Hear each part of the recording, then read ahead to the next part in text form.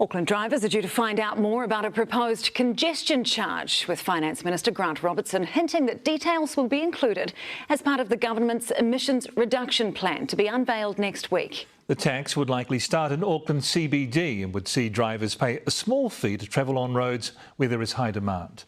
Alice Wilkins reports.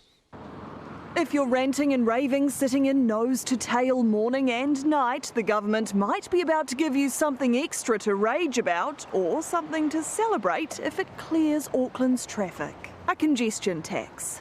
I could tell you what I think, but you couldn't put it on the TV. We're on the shore, so we don't go into CBD a lot, but I guess if it's needed, it's needed. People shouldn't be charged money just for being on the roads. Buses and trains. We just got to get used to it. A charge has been in the works for some time. It's important to note with congestion charging that the support for most people comes along with the caveat that there are good quality public transport alternatives. A report by the Helen Clark Foundation and engineering consultancy WSP released today recommends a charge, but only in Auckland's CBD for now, for that exact reason. Auckland CBD has good alternative public transport, walking and cycling links. We also saw from the travel data in Auckland that it's mostly higher income communities that do drive to and from the CBD. So what would a charge look like? Based on an earlier model, it would likely be introduced in 3 stages. Auckland's CBD would be phase 1 from 2025, widening further to include Albany to Onehunga in 2028. Eventually, that would include Manurewa to Massey when we reach phase 3.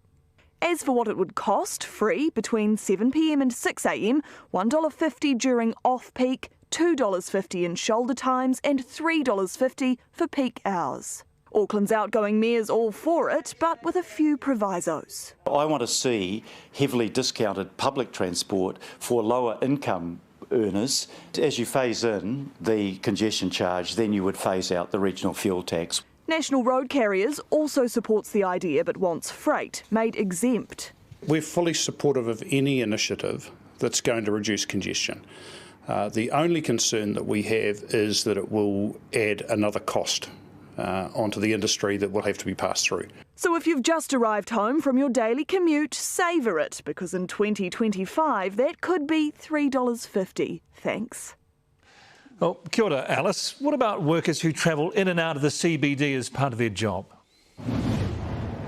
Yes, there has been some suggestion around a possible cap for workers who need to go in and out of the CBD just as part of their job, so the likes of tradies or delivery drivers. This charge is all about reducing peak hour traffic, and it could cut that by 12%. But again, we should hear more when we find out the details of the emissions reduction plan next week. Alice Wilkins live from Auckland. Tēnā koe.